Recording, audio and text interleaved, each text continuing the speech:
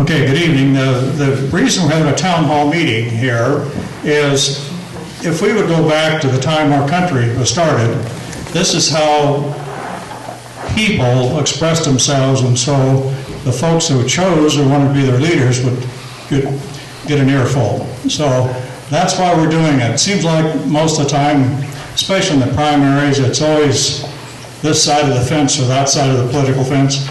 And really, we don't accomplish anything in the primary.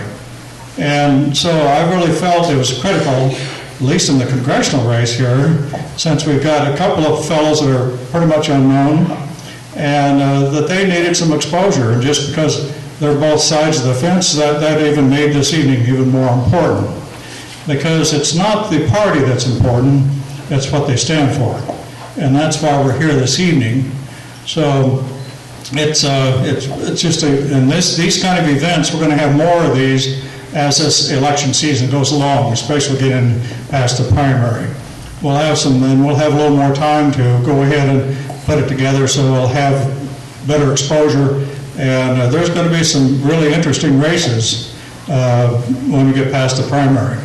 So I find that this town hall forum is much better than when you line everybody in one political party up and have them beat each other up, and then you sing with the other party. It accomplishes really nothing. So with that being said there, Ty Havarnik from the KHS radio is going to be our moderator, and he'll be asking the questions for the media, and also he'll be asking the questions that you have put in the basket out there. So to begin the evening here, we have two of the congressional candidates for the 3rd District here. The third one is not here, and I'm going to, the campaign manager for Adrian Smith, our incumbent congressman, is here, and he would like to read a letter from the congressman. So please welcome Chris Peterson.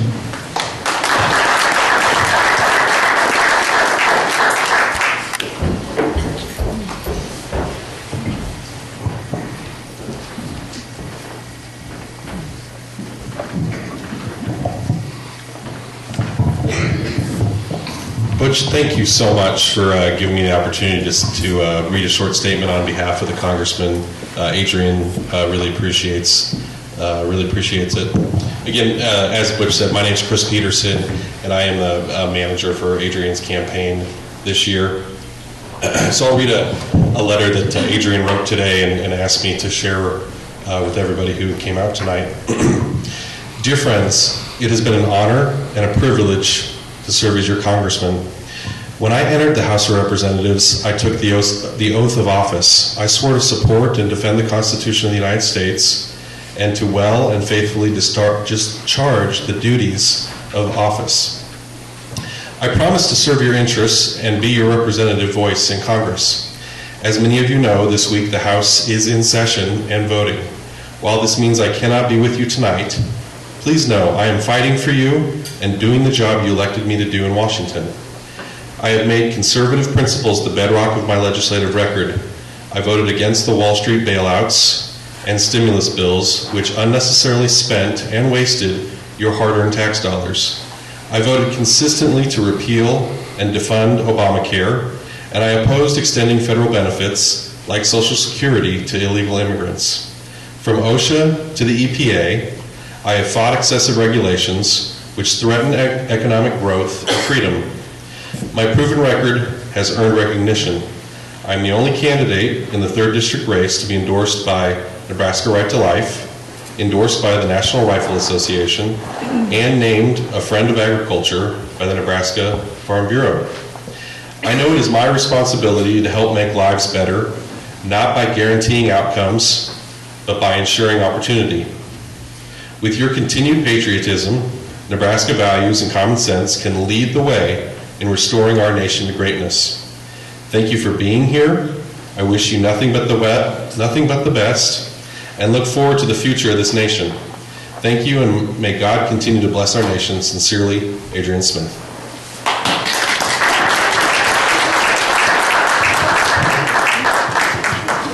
Thank you, Chris. But we do have two very courageous fellows here tonight. And they probably feel like it's a David and Goliath issue here going up against an incumbent, but that is the way it is. But they're prepared their schedule to come here, and so I'm going to introduce them, and they'll give you a little background of who they are and why they're here and what they expect to do, and then before the questions. So we have Tom Brewer, who's retired from the Army. He's 36 years, he's a colonel, retired. And then we have Mark Sullivan, who is a farmer and has a feedlot up here not too far from Donovan. So we're going to have those fellows come up here and begin their story.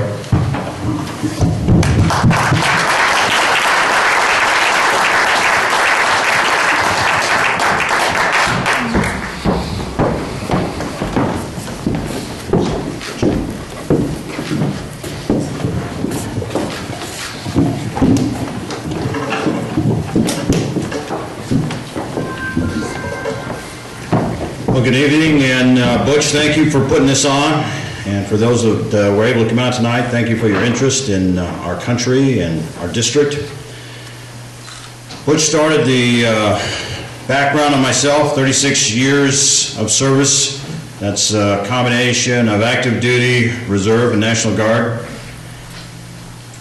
Last night I had a chance to talk to some folks at the LARC, and when we discussed qualifications, the issue that constantly come up is, why would someone with military service be of any value as a congressman? And I've had people joke about the fact that I'm stepping down from the rank of colonel to congressman, but seriously, I guess the issue I'd like to stress to you tonight is that if you look at someone's entire life, everything they've done, from growing up on a farm to being a part of I think what was one of the finest times in our history to be part of the military, to service overseas and all these different assignments, you learn different skill sets. You develop the ability to handle difficult situations, make hard decisions.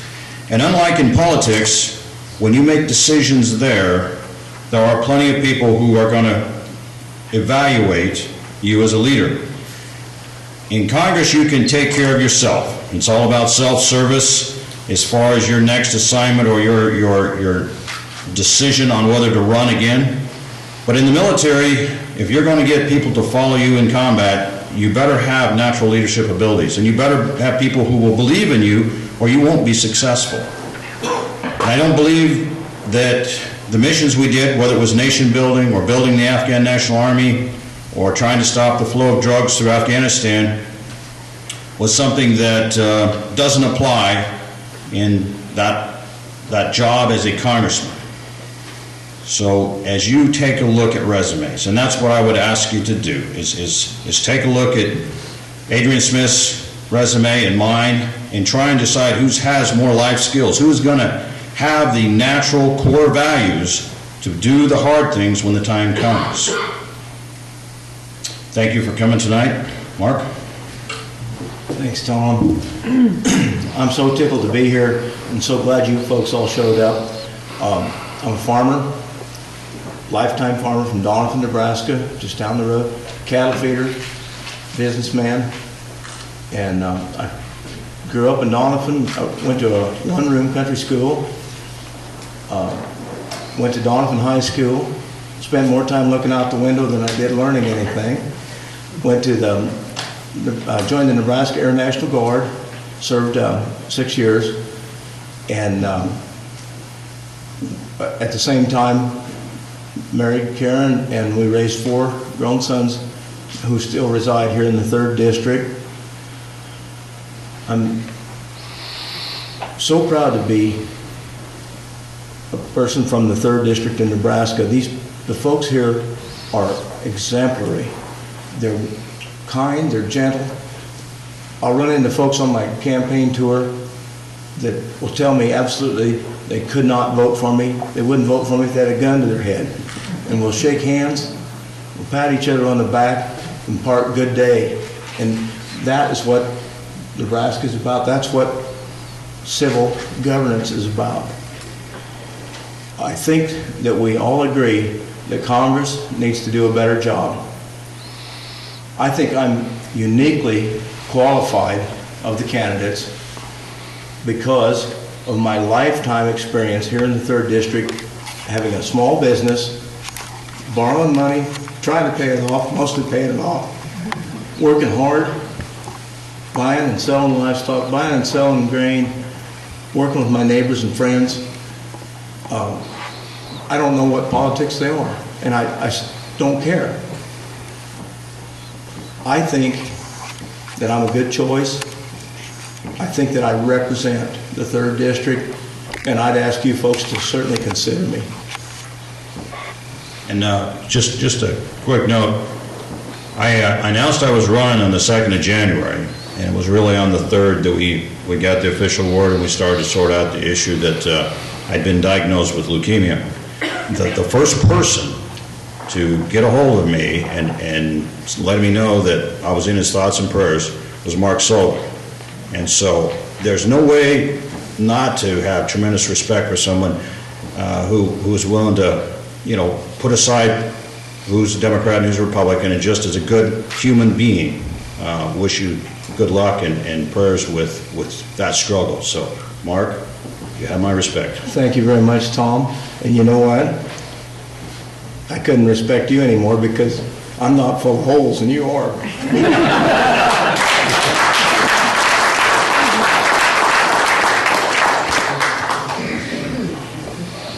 Mr. Brewer, Mr. Sullivan, we appreciate you coming down tonight for this forum. How this is going to work, at least on my end, we're going to be, and we have been presented with a very unique opportunity to discuss a wide variety of issues, to have the potential voters and potential supporters understand where you stand on some of these issues. So we're going to go with a variety of questions on my end, again, on a wide variety of topics. And I also have invited an open invitation to the members of the media if at any point they would like to come up and ask a question during this time before we get to some of the audience questions. They are more than welcome, and they'll introduce themselves to you and ask questions as well. But let's first of all maybe just start off by talking a little bit about yourselves again.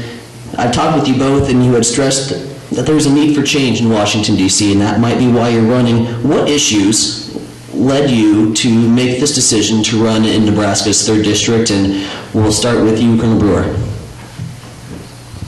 It was during the 2 years that I spent going through surgeries, recovering from the wounds from 2011, where, as I told the folks last night, I spent way too much time watching TV. And fortunately in Afghanistan, or unfortunately, however you want to look at it, you're so busy with missions, you don't really have time to pay a whole lot of attention to the news. I know that sounds horrible and that we should, but there's enough depressing things going on there without watching the news. So it was during the period I was recovering and forced to watch television because there wasn't much else going on.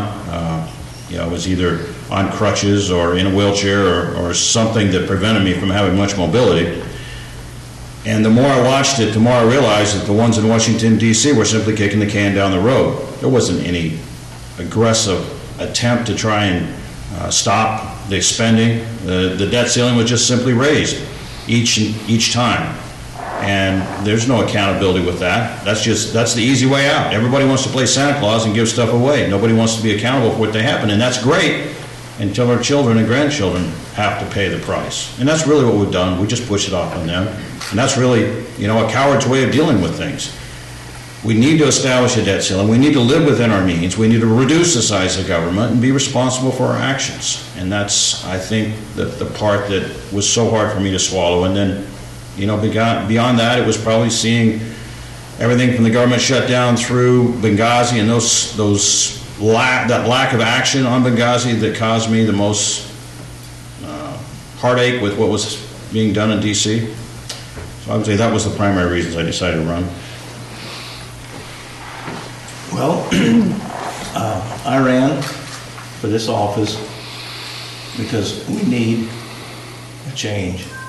We need someone that will actually go to Congress, represent the persons that elected them in the 3rd District in Nebraska, and not a political action committee, and not a national party, but the folks that sent them. And I firmly believe that we have to be very careful with our budget.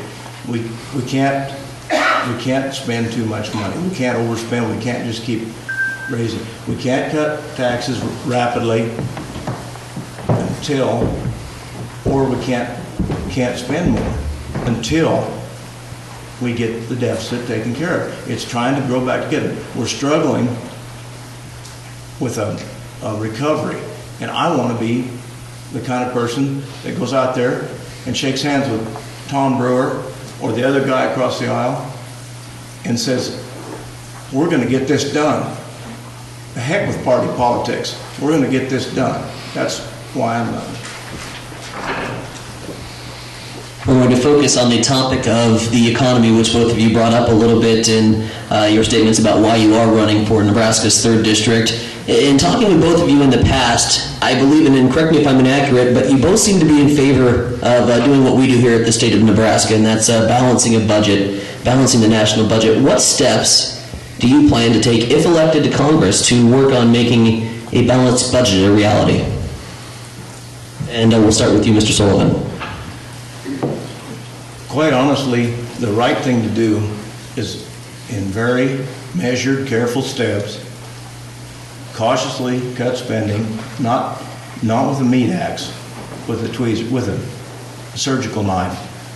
Don't cut taxes until such time. I hate taxes. I'll admit it right now.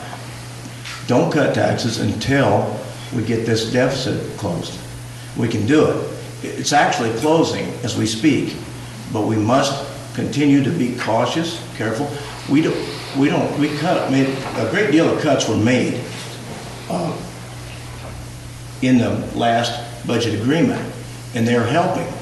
They're not perfect. They're kind of messy, but we need to do that. We need to make small cuts on a lot of things, and we need to be very, very wise in our taxing policy, so we can raise enough revenue to eventually close the gap.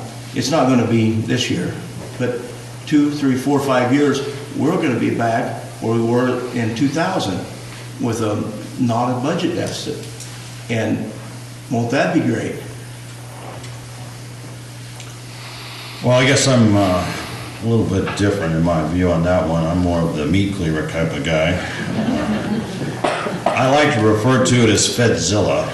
It's this monster that we have in the federal government, which has grown out of control. I mean, there's no way to look at it and not come to that realization. And if we don't drastically shrink our government and get it to where it's just doing those basic functions that the Constitution requires it to do, we will continue to see an economy that's stagnant because it can't grow because the government itself is what's preventing it from being able to expand. Like I told him out in Scottsbluff, I'm not a real big fan of taxes. I don't like them at all. But I even dislike our system right now of how we tax even worse because the lobbyists have shaped it to benefit certain people and punish others.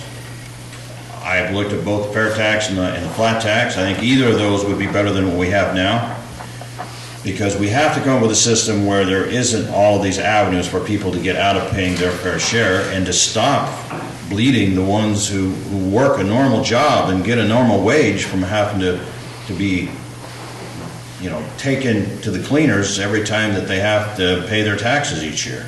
So it's the combination of reducing government. And I'm not opposed to wholesale cutting federal agencies if that's necessary. So that's, I guess, more the meat cleaver approach to some of this. But if we don't take action on that, the economy's never going to come back. And people need to keep their money instead of sending so much to the federal government. That's why we have a stagnant economy right now.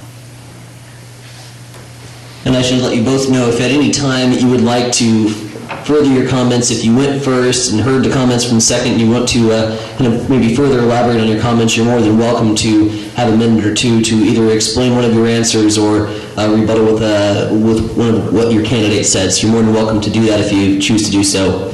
But we'll move on to the next topic. And these are numbers from the Wall Street Journal. The national unemployment rate has fallen to 6.7% from the peak of 10% at the height of the recession. But at the same time, the Wall Street Journal quotes that only 63% of Americans 16 or older are participating in the labor force. Are there structural issues that we need to tackle in the U.S. economy? And we'll start with you, Colonel Brewer. We have failed to do the easy stuff when it comes to employment. I think we're setting on a gold mine of opportunity that we have totally ignored or avoided, and that's our energy reserves. I see no reason why we don't push forward with fracking. If you look at the oil reserves in the Bakken fields, they're saying that they're as great as Saudi Arabia. But we're not doing anything to really take that capacity and utilize it. Along with natural gas, which we have tremendous reserves of. We're looking at now the opportunity to sell that internationally because we have so much of it. We need to cease and desist with the purchasing of foreign oil in the Middle East. Why help them if we have it in our own fields around the country? And we're not doing that. And again, you know, the pipeline is going to be part of that. We got to get it to the refineries. In a perfect world, we'd build a refinery in North Dakota and refine it right there and take it straight to the gas stations. But the part that's preventing us from doing that is government regulations. The EPA seems to have a chokehold on our economy and on our ability to do what's right. So those are the issues I see right offhand we could do to boost the economy and get things back in motion. And nothing against the Wall Street Journal, but I think I would put into question that 6.7. I think that real number is probably closer to 20% that are not gainfully employed doing the things we need people to do. And that's a continual drain on our economy too, because they're the ones who are utilizing those benefits that the others are paying for. Well, I kind of tend to disagree on some of this, which is not surprising.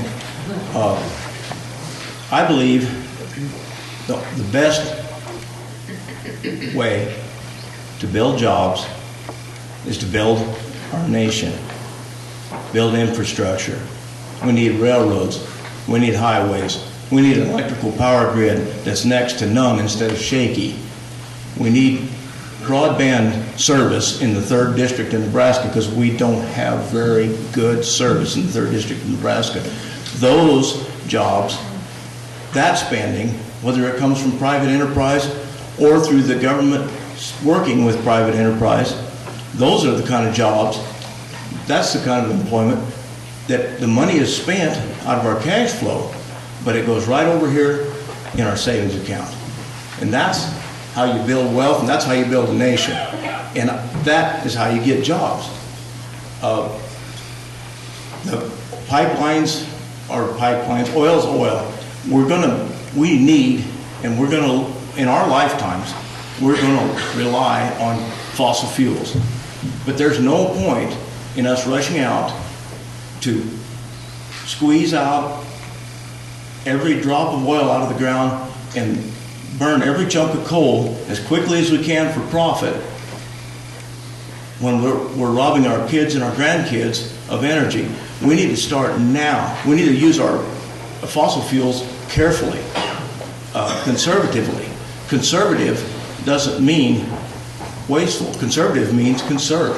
We need to use those fuels carefully and do a good job of those, and we need to start working today on renewables. We have got a good start with the ethanol industry, and we can keep going with solar, wind, and folks, there are where the new jobs are, the jobs for our grandkids and our kids, not for Tom and I, for those young ones. That's what I think.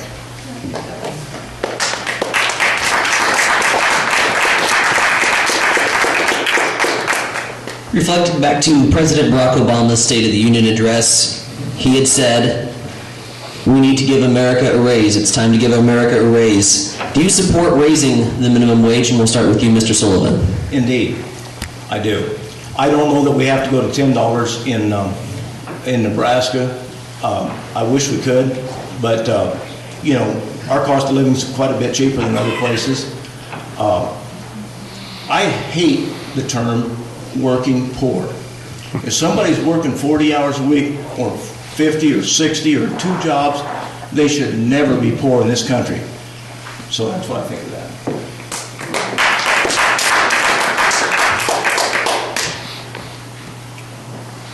I guess, again, I'm on the other side of things there. I honestly believe that you really let the fair market determine those things, because to compare Curtis, Nebraska with Boston, Massachusetts and say everybody needs the same wage, I just think is unrealistic. I think what you're going to do is put businessmen in an awkward position of not being able to have that workforce they need, because they're going to be restricted by a forced change in that factor they use to determine what someone's paid. So my view on that is it should be up to a fair market for the location that is happy to employ people. Here in Nebraska, over the past 3 legislative sessions, and maybe more that I was not covering, Nebraska lawmakers have and are still working on reforming the tax code and providing tax relief for citizens. Where do you stand on tax relief, and how can we further the tax code, further reform the tax code at the federal level? We'll start with you, Mr. Brewer. Well, I kind of dabbled into that. I've sat through some incredibly painful sessions with both the fair tax and the flat tax, because the guys that are rabid with these different ideas, they don't want you to just get a Reader's Digest version. They want to give you the whole encyclopedia, and sometimes it kind of makes your head spin a little bit. But to a degree, you need your head spinning, and you need to fully understand it, because when you embrace something, you're going to have to live with it. So, that's the caution when you look at these. But either of those have the ability to get rid of our current tax system. I've heard all kinds of numbers on how many, tens of thousands of pages of regulations with the tax codes, and it just seems so ridiculous that we have this burdensome monster that's eating away at us. I believe that if we go to a simplistic system, that's how we get rid of the current unfairness that we have in our tax code system. Well, I kind of agree with Tom in a way on that. It'd be great to simplify the tax code. There's a lot of loopholes, way too many loopholes. But quite frankly, every proposal I've seen to flatten the tax, to fair it up, has basically been a tax cut for corporations and wealthy people, and it's pushed it right back on working people like myself. And that would be my criticism.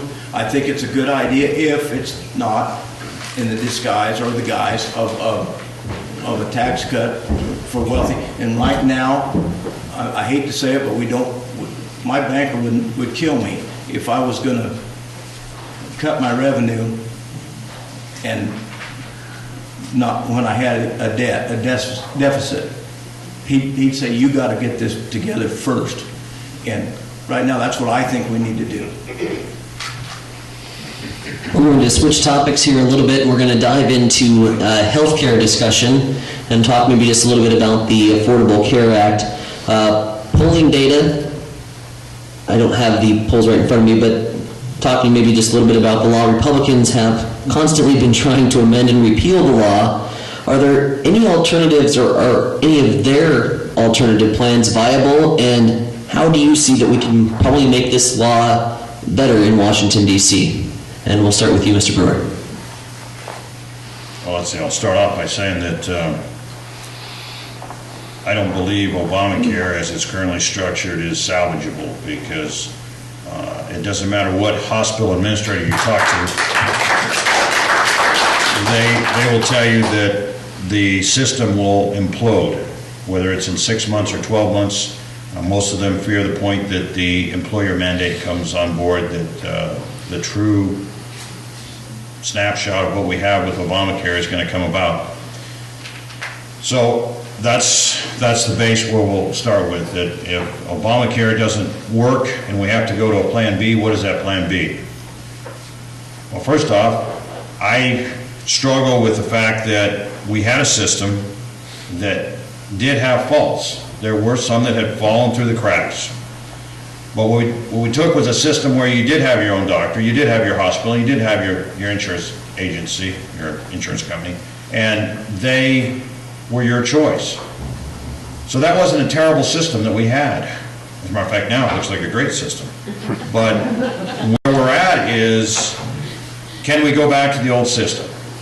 That gets into some pretty complicated stuff because you have insurance companies now that have had to switch and change, policies that have changed, deductibles that have changed, the monthly amount that's being charged to have that policy has changed, and that, I think, would have to be the first question is how much of the old system could we bring back? Because, and to a degree, I think that the Republicans failed in not having a Plan B. The only plan out there was Obamacare, and so when it passed, because no one else had a good plan on the books ready to go, it was the only show in town, and now that's failed. We need to go back and look at some of the medical savings plans that were never really followed through with, and there needs to be a combination of what we had before and something to fill that void for those who were not covered.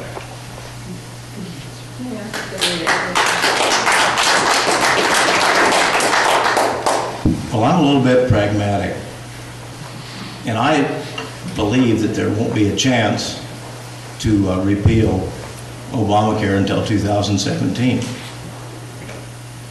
So, what do? We make it work. We go to work, we fix the holes, we patch the chinks, we make it happen. We have, no one can be, everyone can get health insurance now. What a big deal that is. That doesn't sound like a big deal, but it's a big deal. You can't be thrown off after you get over a certain limit of cost. You're not going to lose your coverage. These are big deals. You can save all the money you want to if, unless you're a billionaire, if you get a serious illness, you might spend $500,000 a year. If you're not lucky enough to die, it's going to take everything you have, and then it's going to start costing us money. Because the old system, people that went in without any money, without any coverage, went to the emergency room. They got covered, they got taken care of, and it passes on to us. My brother's a medical doctor. He said it doesn't make any difference to him. They get paid whether it comes or goes. But the stuff that's getting done in an emergency room costs 4 times as much as it would in his private clinic if someone had the insurance to come in and get it. Now, Obamacare had a bad rollout. There's a lot of things wrong with it, but there's a lot of things right with it. And instead of wasting our time, 50-some votes in Congress when they know it's not going to repeal now. Let's come up with some plans, let's think of something, and let's get it done. Let's fix it.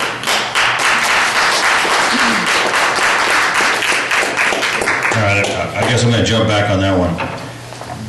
The caution I will give you with this, and let me give you 2 examples. I grew up dealing with the Indian healthcare system. This is a government-run system, and it is probably the most deplorable that you can imagine. It is common to come in the morning, first thing in the morning, and to set the entire day hoping at some point you'll see a doctor. Now that doctor is going to be one of 2 things. He is going to be too old to be into the regular system. Essentially, he's been kicked to the curb by the normal medical system. Or you're going to have someone who's so young that he's just out of medical school and he's repaying his government loan. And that's what they have. Now, Native Americans have not always got the best deal, but the idea of now making that a national system, and you say, well, that's one incident. But let me share another one. If you like government health care, the VA is what you also have. Now, the VA has its strengths and its weaknesses, but just last week I was in Ord, And I felt so sad and so sick for this gentleman who came into the emergency room. They had called Grand Island trying to get permission to move forward with his care. They were patched off to Omaha.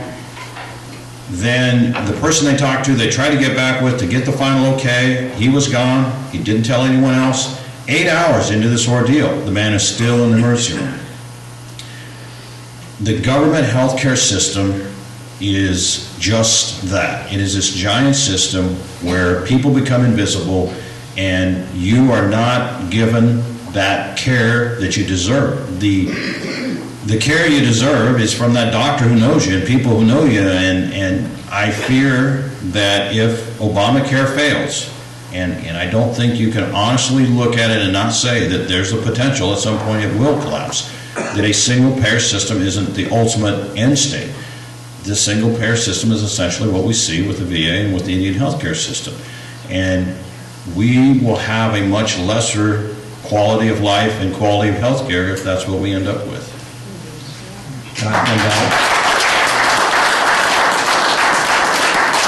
Colonel Brewer, my dad's 89 years old, veteran in World War II, gets his health care from the VA hospital in Grand Island, Nebraska, and very, very satisfied with it, and we're really thankful for it. That's all I got to say.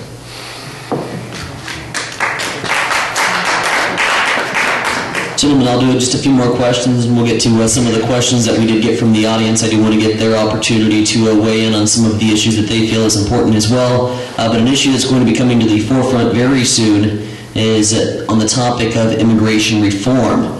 And it seems by many to be an economic and national security imperative. What can we do to improve border security, and what can we do to better help these citizens that want to come into this country do it legally? We'll start with you, Mr. Sullivan. Well, the first thing we need to do is pass a comprehensive immigration reform bill that will deal with not only border security, which is important because of terrorists and extremists and danger to our country and national security, but more importantly, we need to streamline, make the regulations work so folks can immigrate to work in this country in a reasonable amount of time. Not 3, not 5 years to get in, but a few months. That is what we need to do. As far as folks that are in the country, whether legal or illegal, we cannot, they don't want amnesty. They want a chance to earn their way into this country. We need a program that will let those folks become legal workers where they pay it, make sure their taxes are collected, make sure they stay out of trouble. If they can do that for a certain amount of time, I don't know. It doesn't matter whether it's a year or 5 years, 10 years. It doesn't make any difference to me. What I mean is those folks are willing to work. They want to be here. They need a chance to earn their way in. We got here from Ireland, Denmark, Germany, everywhere else. And quite honestly, some folks have said, well, they came through Ellis Island, they were legal. I think my grandfolks came in from Ireland before Ellis Island. And I bet they aren't legal, but I'm still here. I think we need to take care of those people. We cannot have a permanent underclass in this country. We will not prosper. It just will not work.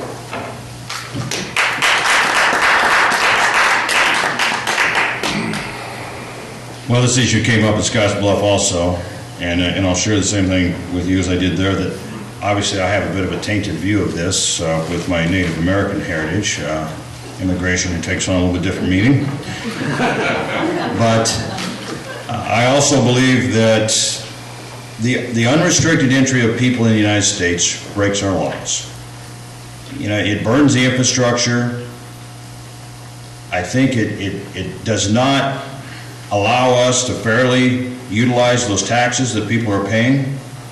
So I'm completely against amnesty, and why that's even come up I struggle with, because we need to realistically cap the number of people who are allowed in each year, even if it's through this system. where they study and they take the exam and they raise their hand and they become U.S. citizens, I don't believe you can have unlimited entry, because at some point it will no longer be the country that we know. Everybody from every third world country who wants to have a better life will come here, and we will become that third world country. So I think that you have to carefully look at those that are here. Obviously, those that are violent, we probably need to keep them in the prisons and quit hauling them across the border and turn them loose so they can come back. That makes absolutely no sense to me whatsoever. The issue of the border is not an immigration issue in my eyes. This is a national security issue. Maybe it's the military part of me, I don't know. But sometimes in our war gaming, we try and imagine how we would think if we were a terrorist. And if you're a terrorist, this is not a difficult math problem. What you do is you go to Mexico. You take whatever you're going to bring across the border, whether it be drugs, guns, or explosives. And then you just simply find the weakest point on the border where there is no fence and there is little security. When our Border Patrol have been told, do not engage, observe and report, do not take them as prisoners on the border, simply report them, that is about as of a blank check as you can possibly have if you're a terrorist and you want to come into the United States. Money has been set aside to build a fence, and I know a lot of people are opposed to that, but let me give an example. When I was in Israel, we had a chance to see the fence that's between the Gaza Strip and Israel. When they completed that fence, the suicide bombings ended the next day. And to this day, they don't have the suicide bombings like they did. There was a time when there was a suicide bombing every other day. Fences work, and we need one there because we can't control that entire border. We need to give them some obstacle so that we don't have this uncontrolled access to the United States. Everybody says, well, you're being paranoid. Nothing will ever happen. They said that before 9/11 too. They're not going to do the obvious and fly a plane into a building the next time around. They're going to bring stuff across the border that they need to take out power stations, bridges, key infrastructure, and they will collapse the economy of this country because we sat on our hands and we were ignorant to do the basics that we owe the people of the United States, and that's protect them. So it's a national security issue, the border, and I believe the process does need improved. If you want to become a United States citizen, there should be something in place where through a normal period of time, and my language assistants are coming back, my interpreters from Afghanistan are normally in that 1.5 to 2 year range from when they arrive till they can raise their hand and become a citizen.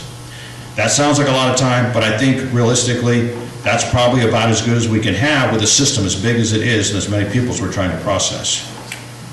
So, as I guess a quick recap, no amnesty, improve the system, and seal the border, and make our country more secure.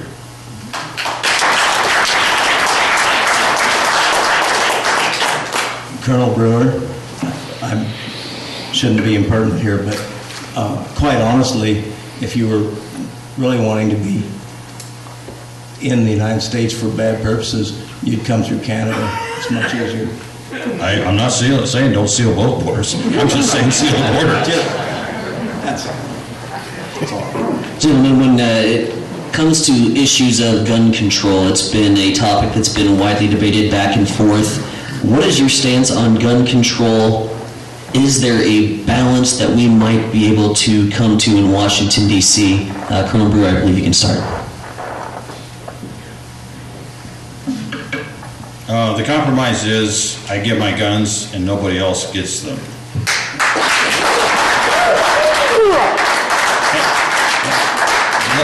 Let me share a little more. That's not fair. Just throw that out there. Why am I so rabid in my support of the Second Amendment? Well, again, I grew up hunting and fishing, and kind of the usual thing a kid does, especially up in the sand hills. But it wasn't just that. It was as I went into the military, we did a lot of competitive shooting. I was fortunate enough to be on several national championship teams, a world championship with a sniper rifle, and be selected to help coach the Olympic shooting team, to command the National Marksmanship Center. So, as far as credentials with the Second Amendment, I feel very strong in many ways. I mean, in my family, you are a life member of the NRA, whether you want to be or not. So I just think there's certain things that are a requirement. I have been in so many countries where they do have the laws in place that do not allow them to have the basic weapons. You can have a .22 rifle, and yet you're just as scared when you go into certain parts of town there. You're just in a situation where there's nothing you can do about it.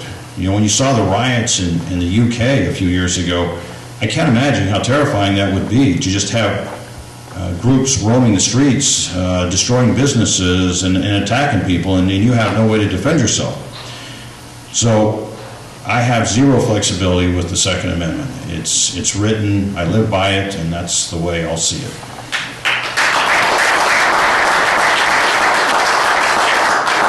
I can pretty much agree with Tom on the Second Amendment rights. I have more guns than I can oil or shoot anymore.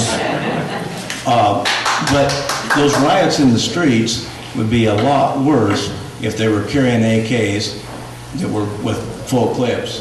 And we don't want a country where you bring guns to political rallies. So I don't believe we need any more regulation because we can't afford can't enforce the regulations we have. But folks, we need to know that the culture of violence is really dangerous, and we have to be awfully careful about cultivating it.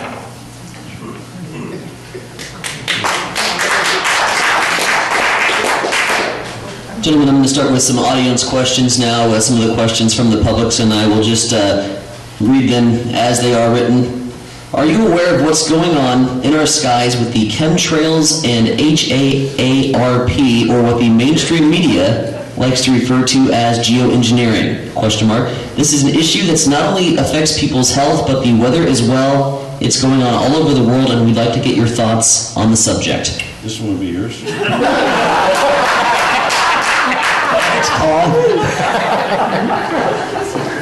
You mean the trails behind the jet aircraft? I believe that's what he's referring to. It's one of the questions from the audience. It wasn't in my notes. Yes.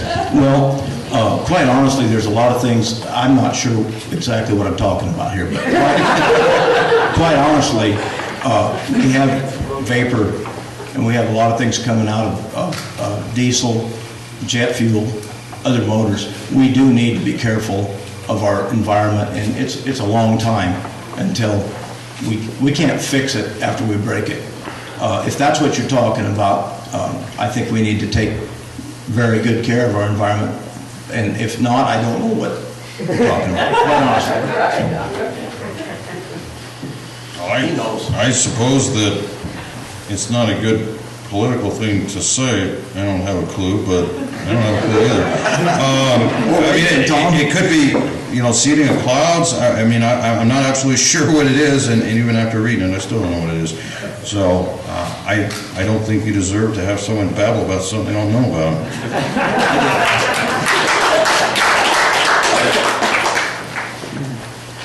This question reads, one concern I have is that our elected representatives pass a law, then government agencies like OSHA, EPA, Bureau of Land Management create ordinances that were never voted on by Congress and essentially make laws.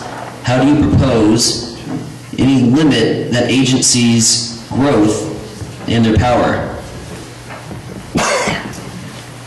Well, I think they're spot on with that comment there. I mean, how many times does the Congress have visibility on what's being enforced by either the EPA or OSHA? The organization is this self-licking ice cream cone that builds this monster that they are, and then they fine people because that's how they justify their positions. And why do we have an agency that's allowed to do that? I think we have a requirement to have, say, OSHA, because you have people out there that have businesses or whatever who are more than willing to cut corners and put people at risk. But unfortunately, what's happening now is you're having small businesses that are forced to close because the fines are so great or so repetitive that they bleed them dry. And they're living on such a small margin now that it doesn't take much to throw them over the edge. So we have put ourselves in a position where these agencies become a standalone entity that decide things, make regulations, and then enforce those regulations. Now, I think it's probably a monster too big for Congress to read every regulation. They can't even read the bills they pass. So this needs to be one of those issues where you need to case by case figure out what they're doing, especially those things that are so negatively affecting small business, farmers, ranchers, and have a method of going back and stopping the EPA, the OSHA folks, whoever it is that's enforcing this. Now, you know, you can take that a step farther and really question, say, NSA. They're again enforcing what they perceive as a necessary evil with complete oversight of your phone calls and your email, things that I don't think have any business a part of. So we have a process in place with oversight committees to try and figure out where this overuse of their powers is going on. And I don't think people tend to pay the fines and not really peel back the layers and figure out the evil that really is kind of self-generating some of these regulations and problems. So ultimately, that's what we have to do. And your only representative is going to be, you got two senators and a congressman. That's your voice. So they need to be the ones that are willing to fight that good fight. Yes, that sounds correct to me. And overreach in bureaucracy is a function of being overzealous, I believe. It should be the administration's oversight to take care of that, to watch it. But in one case this year in Nebraska, Senator Johans hollered at, I don't know whether he hollered at him or not, but at OSHA to back them off a family farm because they had grain bins, and they considered that a grain elevator instead of a family farm, and they tried to put them under those regulations. That's the job of somebody like us. If we're elected, that's what our job is. And I think that's our job. This is another question from the audience. Do you consider Social Security to be an entitlement? Mr. Sullivan, we'll start with you. Absolutely not. Social Security is a contract.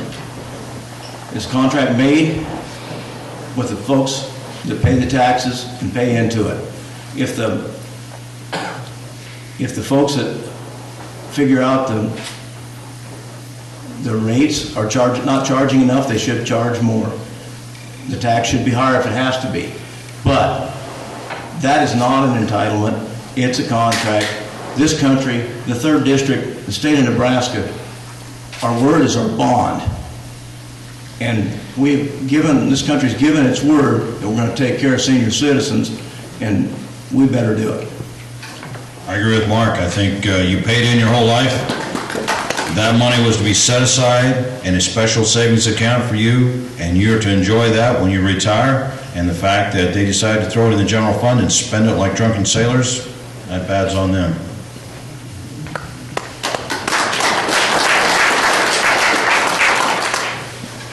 With the drawdown in Afghanistan and the end of combat operations in Iraq, more of our armed forces are transitioning back home and into the civilian world.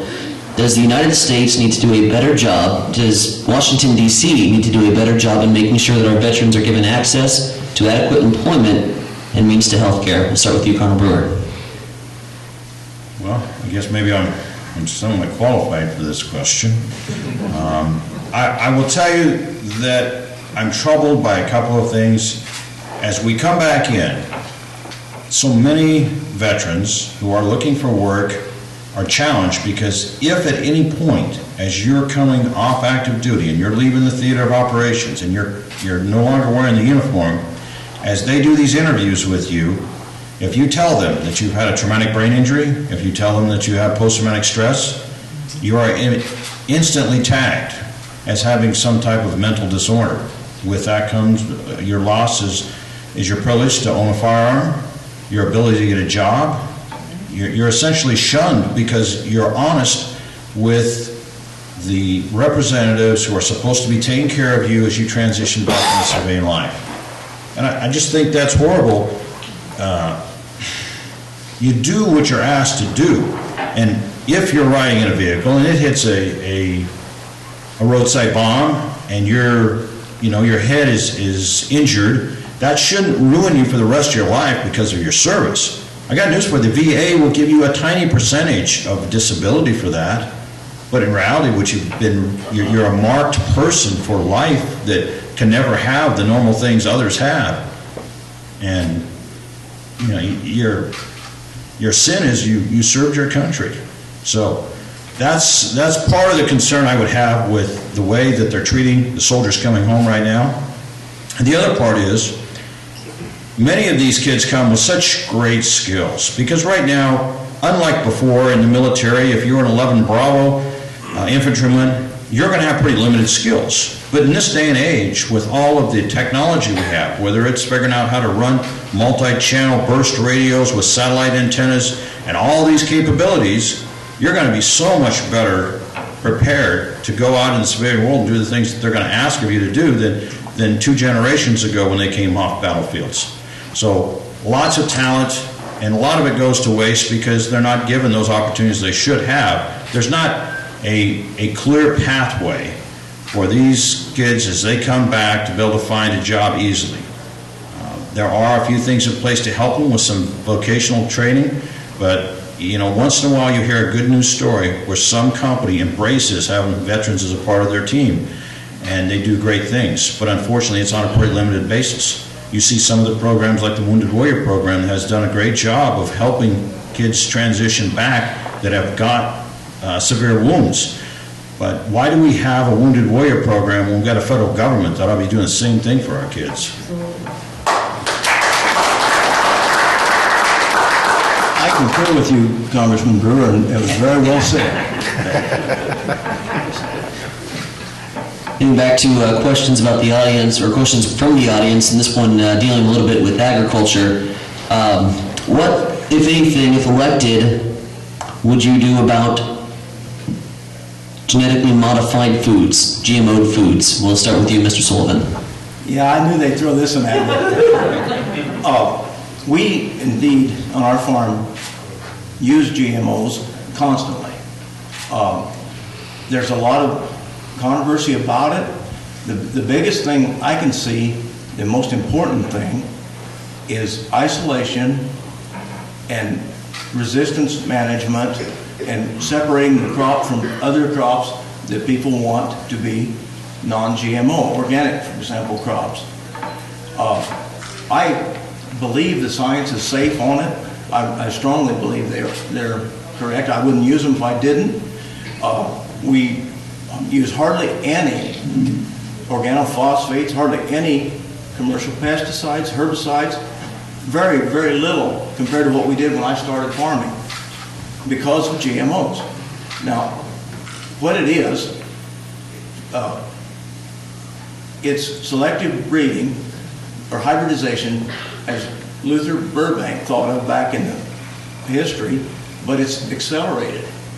They use a gene gun to make this happen. Now, you don't have to agree with me. I'm not a scientist. I won't argue with you on that. But the main things are keep the food supply safe, be sure and isolate, be sure and work against pesticide resistance and GMO resistance. And we do that regularly. And I think the farmers are good stewards of it. I think the science is good. That's my belief. Well, obviously, the smartest guy on the stage when it comes to this is the guy that just talked to you. So we're gonna lean hard on what he said, because for the most part, that's what I'm hearing. But the thing that has been thrown out there is a caution. And again, it's not my area of expertise, but the bee people seem to be concerned that the population of bees has dropped drastically, and that it's somehow directly related to the GMOs. So if you know any more on that. Indeed, that's from nicotinoids, which are used as a seed treatment, and a lot of it comes from planters. The planters, many of them now have air or vacuum to move the seed. And that seed treatment's on the seed. Those nicotinoids go into the air, and that is the problem with bees. And it's the seed treatment, not the plant. Yeah, I told you the smartest guy on stage is the one who's telling you about it. Well, let's move on to the topic of energy and maybe some energy policy, gentlemen. A topic that I believe that you're both in agreement on, and you touched up on it a little bit in your opening statements, is talking about renewable and sustainable energy sources. If elected, what would your priorities be for our country's energy plan? We'll start with you, Mr. Brewer. All right, well, I kind of let the cat out of the bag, I guess, with some of the, the fracking is essentially getting more of what's in the ground out. Now, there's a lot of controversy about the fracking, but I've yet to see anything that would convince me that, the earth as we know it is going to change drastically because of fracking. But it is pulling a lot more of those oil reserves out that are out there. The areas where they're fracking have already been drilled, so I think that is a resource available to us. I understand your point with utilizing all of our reserves, but I think the more that you look at the Bakken fields and some of the other areas where they're finding oil in Texas, there's tremendous reserves available. Now, I know the president has not been a very, how shall we say this, friend with coal, but coal does occupy about a third of Wyoming, I think. It's a tremendous reserve force. Our coal-fired power plants provide a lion's share of our electricity. And this past winter, we were right at the edge of the very upper limit of power. And this next year, we're due to stand down dozens of coal-fired power plants. And I think that is just as wrong as we can be, because it may look good environmentally, but what's going to happen is we have another winter like this. You're going to have thousands of people going to freeze to death if we have insufficient power just to get through winter. And there's a point where protecting people needs to take a higher priority than a green world. So look at the reserves that we have. The other part of that is we're not bringing oil in from the Middle East. People tend to forget that the world as we know it could change overnight. If Iran gets the bomb, the flow of oil out of the Middle East could be affected immediately, because people, if you're not really on top of what's happening in the Middle East, there is a bitter war going on between Saudi Arabia and Iran. And that war is being fought in Syria.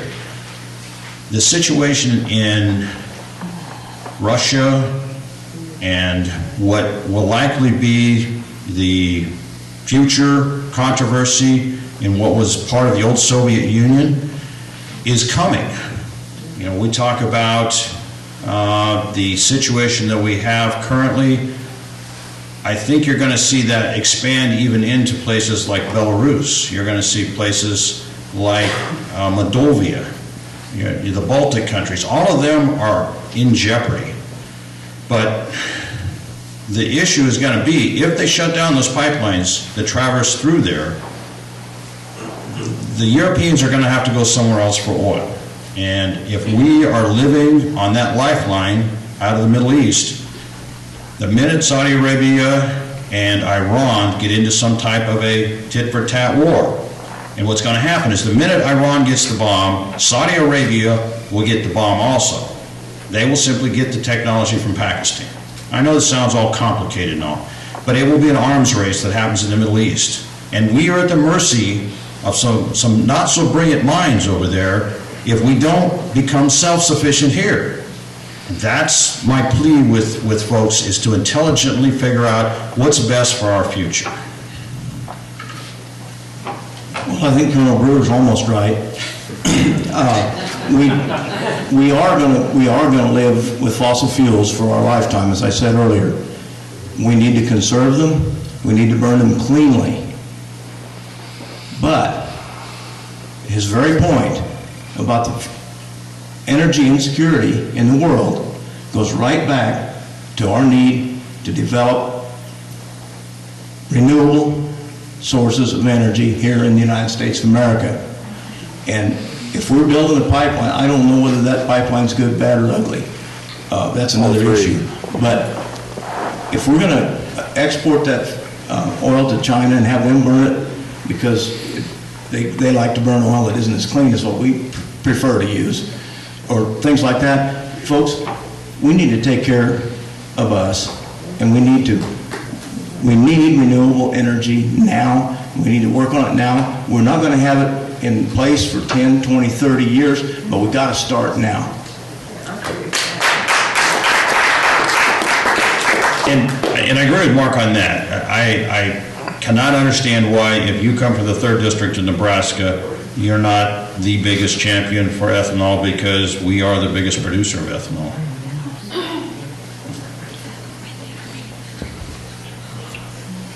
We'll go with another question from the audience here, and again,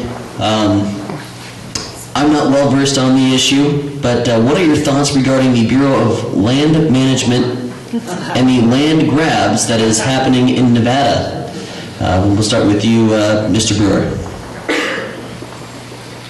Well, I have had a number of opportunities working with my dad on trips to Wyoming, where we have dealt with the Bureau of Land Management. I'm not a fan. Of course, my dad may have shared my thoughts on that, because he refers to them as a bunch of spoiled Eastern girly boys who have been brought to Wyoming and given responsibility for these large tracts of land. They're Eastern educated and are clueless. So he may have shaped some of my thoughts on this. And the problem with that is, I think they do tend to hire folks who have great resumes, but sometimes don't really have the common sense to know how to work with the ranchers and the folks that are living in those areas.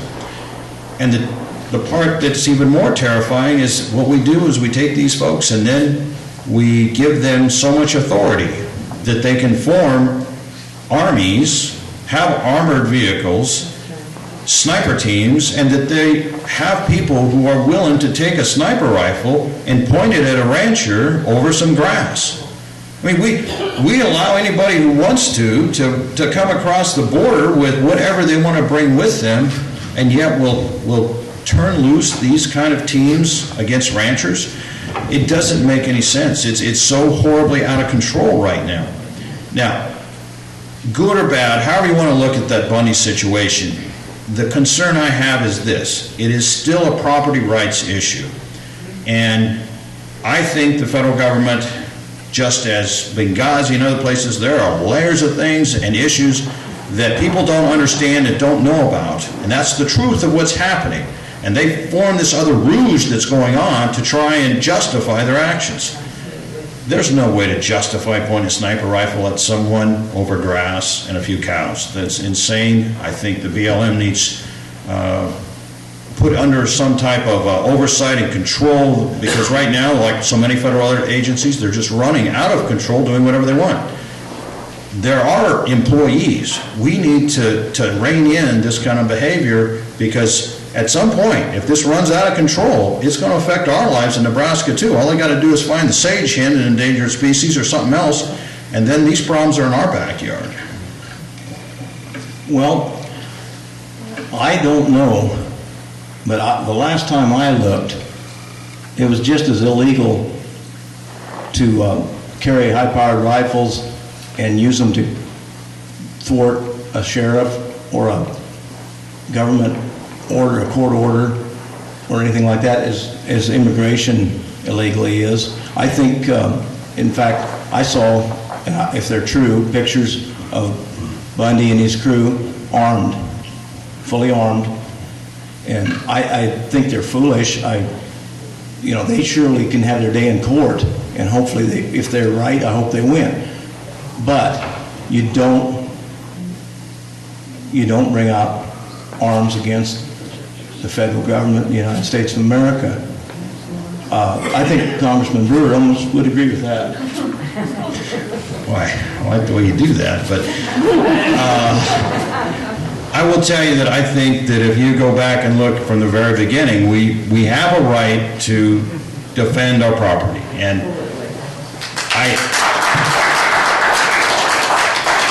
What happened there was an all points bulletin essentially went out. The Oath Keepers and many others came out there. And the problem with this kind of a thing, and it would terrify me in ways because being a military guy, I like to have everything dress right dress and everybody looking the same. That was kind of a mob of people who come out there. But I think instead of finding reasons why them being there was bad, you need to peel back to look at it was an outcry of people who are tired of being pushed around. They're tired of the federal government being the bully in these situations, and they're tired of the people who are in these situations being criminalized before people even understand what's happened. So I understand why people came to the aid of Mr. Bundy. Again, I'm not inciting that you need to take violent action against the government, but I think you have a right to defend your property, and I think you have a right to force the government to justify their actions. Well, Colonel, you know that Senator Fisher rents land from the federal government, and I think she pays pretty reasonable rent, but she pays it. I think that he ought to pay the rent.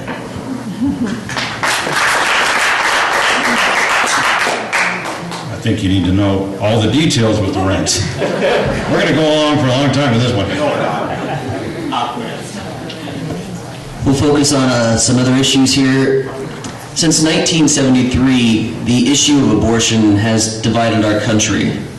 Where do you stand on the issue? We'll start with you, Mr. Sullivan. I'm pro-life, have been, and will be.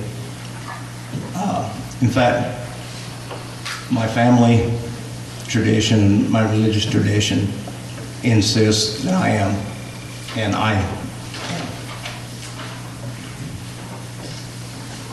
All right, I agree with him. I'm a little bit troubled, when, we read Adrian's letter here, and he mentioned the fact that he's endorsed by the NRA and the Right to Life and the Farm Bureau and all that. Keep in mind that all you have to do is have heartbeat and respiration and be in the position, and they're going to support you as the incumbent. So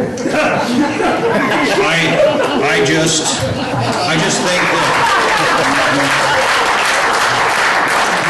you need to take a look at the individual and what's in their heart and what have they done.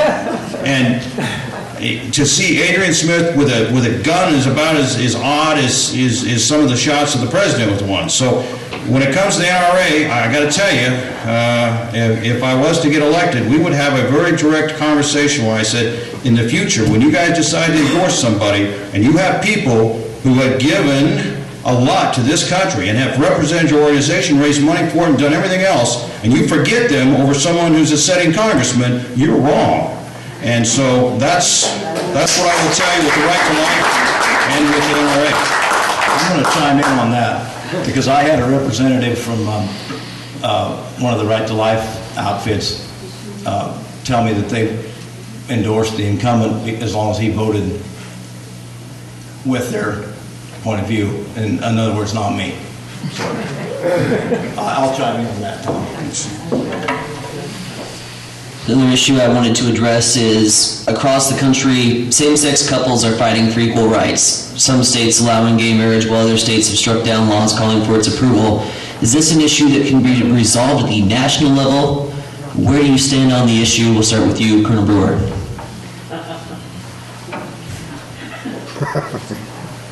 A marriage is between a man and a woman. End of conversation.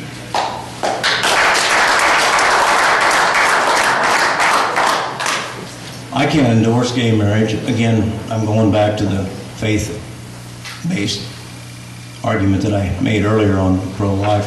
But I strongly support the ENDA, Employment Non-Discrimination Act, issues of fairness in pay, in work, in workplace. Folks, we all have civil rights. Every citizen has equal civil rights. The only time that they're conflicted or restricted is when my rights inflict themselves on your rights, or your rights inflict themselves on my rights. So as long as those persons are citizens, they're not lawbreakers, they have every right to have equal jobs, equal pay, equal opportunity, and I will fight for that. Again, I told you my position on the marriage. I can't quite get over that, but.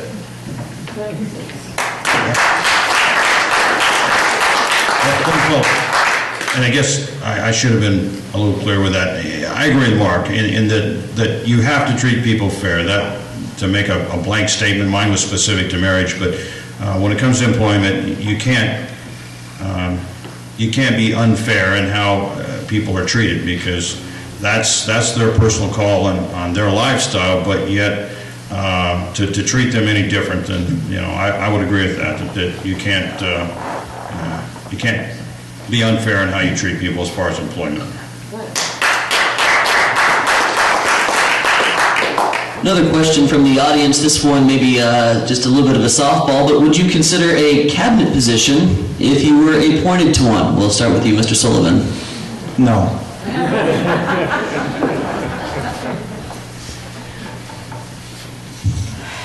That's a hard one because you put a lot of time and energy and effort into the task at hand. I've kind of had my wife stand down from her retirement. She retired from the military and I think was planning on having a quote-unquote normal retirement.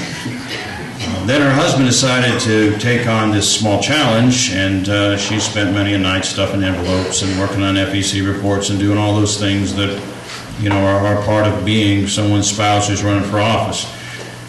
She's had to put her life on hold. I don't know that it would be fair to her if I was to take on another challenge. I guess in this job you never say never, but we don't have a great track record with people from Nebraska who are given cabinet positions and they don't, how should we say, perform as we would think they would.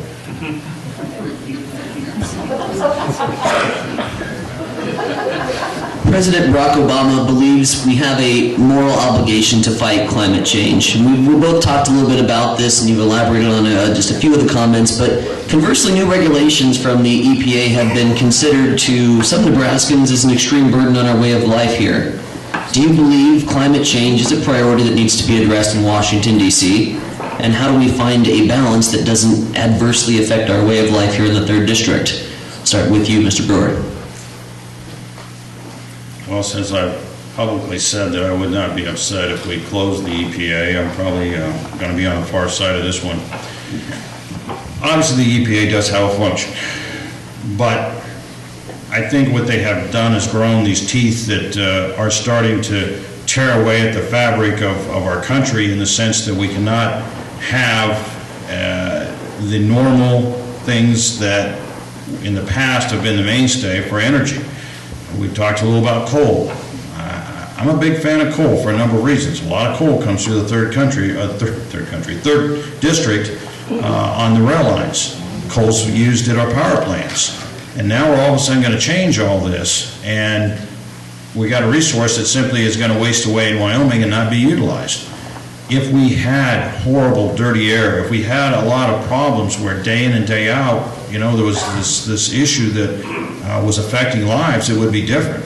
I think what's going to affect lives is our failure to have the energy when we need it, and we live in a pretty harsh part of the world a lot of times, whether it be the heat or the cold, and I want to see us have available when we need it the right amount and the right type of energy, and we can put up all the windmills in the world, and we can put up all the solar panels in the world. We've seen what the stimulus plan and Solyndra and those have done, and it hasn't done a lot to make our world a much better place. We spent a lot of money, but that's really all we've got out of this. I still believe that we have resources available that must be used. It doesn't mean that during the period that we're using these that we don't try and find that magic bullet that will allow us to have a better future. But we need to use the resources we have, and that may need standing down the EPA and having policies and regulations that won't be so restrictive. I'm not bright enough to tell you whether climate change is an issue or not, but I certainly know that you can check the pH of the seawater. You can check the the polar ice caps, and they're not the same as they were. We understand what carbon dioxide, it's high school science. It's obviously going to change our environment. Whether it's really going to be bad for us, I don't know. But we don't have to quit what we're doing, but we have to be much better stewards of what we're doing. We have to burn that. If we're going to burn coal and oil, we're going to burn it for the next 50 years. We've got to burn it as cleanly as we can. We've got to be as careful as we can about using energy. We just can't throw caution to the winds and dig and drill and burn just to make a quick profit, because that's not conservative. If you want to be a conservative, you conserve, and that's what I believe.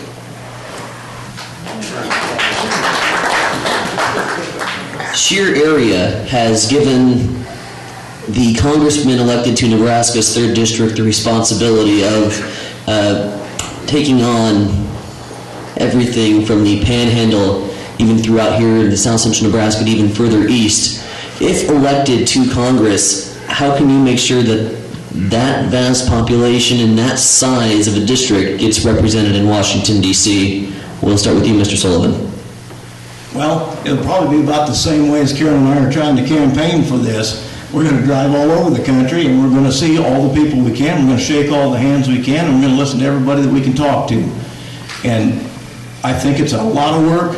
No, I know it's a lot of work. And I think the Colonel knows it's a lot of work, too.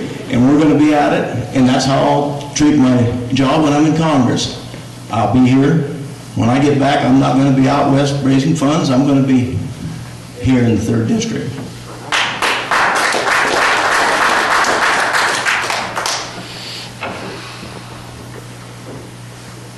Well, growing up in Panhandle, I guess kind of gives you appreciation for western Nebraska, and spending a lot of time in eastern Nebraska, whether it be while I was serving with the National Guard or going to college.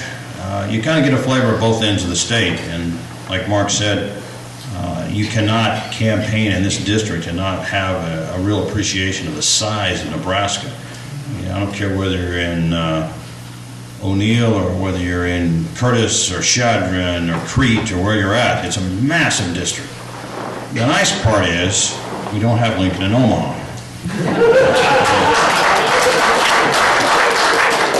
And I just, the people you go to, it really doesn't matter what town you go to, they're pretty down to earth. You don't find a lot of people who are just, difficult.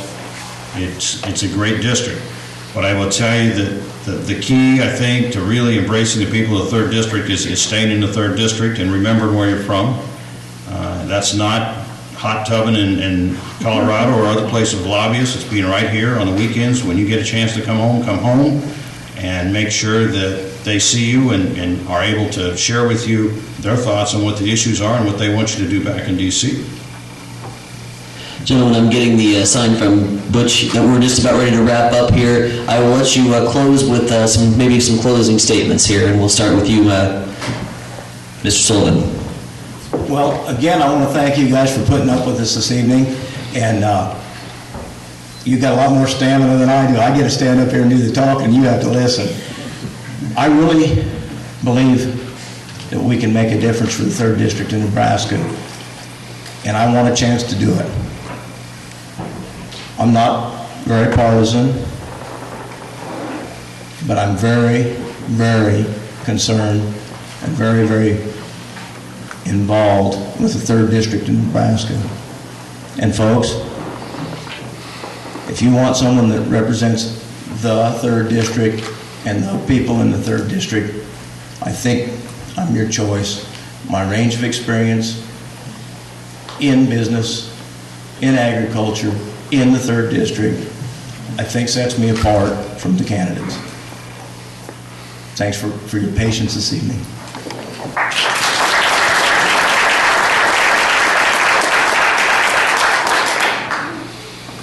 There has been more turnover in the old Soviet Politburo than there has been in our Congress. It is a sad situation because essentially once someone becomes a congressman, they are a congressman for life unless they choose to do something else. Why is that? Because they have unlimited money. Once you have lobbyists in your hip pocket and you're getting unlimited funds from them, it's not realistic that anyone can ever go against you and have a reasonable chance of winning because you control the airways, whether it be television, radio, or other. That's the challenge that you have, and that's why 90% of congressmen are reelected. Now, the math formula doesn't work out very well when you sit down and look at why do we have 13% approval and 90% of them are reelected. It doesn't make any sense at all. What it comes down to is money and money only. So in a few days, you're going to be given a chance to make a decision on whether you want the same person who's been there for 8 years, representing the 3rd District, reelected or not. I will challenge you with this simple thought. How has he made the 3rd District of Nebraska better? What significant thing has he done? What bill has he passed? What has changed the 3rd District? And if he hasn't, and you're willing to put that same person back over and over again, I believe that's the term for insanity. I will tell you that after 36 years of wearing the uniform of my country, I have seen and done a lot. Some of it doing things very difficult in very difficult places. But I would not have come back and volunteered after being wounded twice to serve if it wasn't that my heart is in it. Now, I'm not going to be given the chance to serve anymore wearing a uniform. So if I'm going to serve, it'll be in a capacity like the one I'm trying to run for now. If you choose to give me that opportunity, what I'll bring to it is this. When we said duty, honor, and country, that means a lot to those of us in uniform.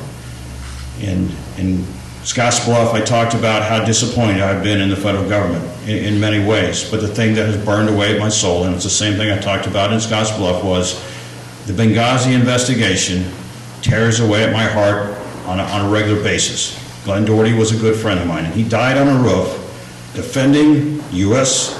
territory, and nothing has been done to find his killers. There was a time when we said that no man would be left behind, and yet we left them behind. They fought for 7 hours and died on that roof because we wouldn't send anyone to their aid. And then we have H.R. 36, which is a special investigation by Congress to figure out what happened. It will take away the restriction that everyone has on talking about Benghazi. 2 of our congressmen signed on as co-sponsors. 1 didn't, and that's a representative you have for this district. So you decide who you want to represent you, but if it's me, I'll dig to the bottom on these issues. I'll get you answers, and they'll be pulling the reins back. They won't be booting me in the ass to get me to do my job. Thank you.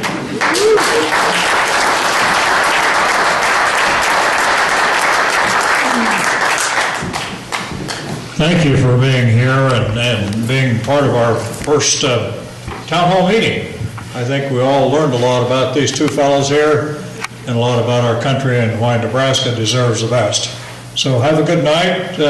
These gentlemen will be here as long as you want to visit with them. So let's give them a nice hand.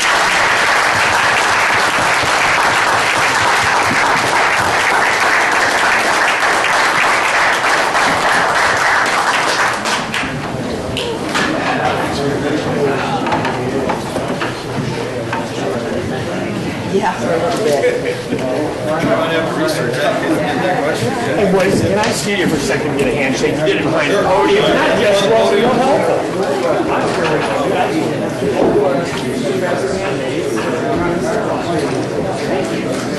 Civilized. One of my friends. It's not civilized, it's being good friends. We don't have to. I know that.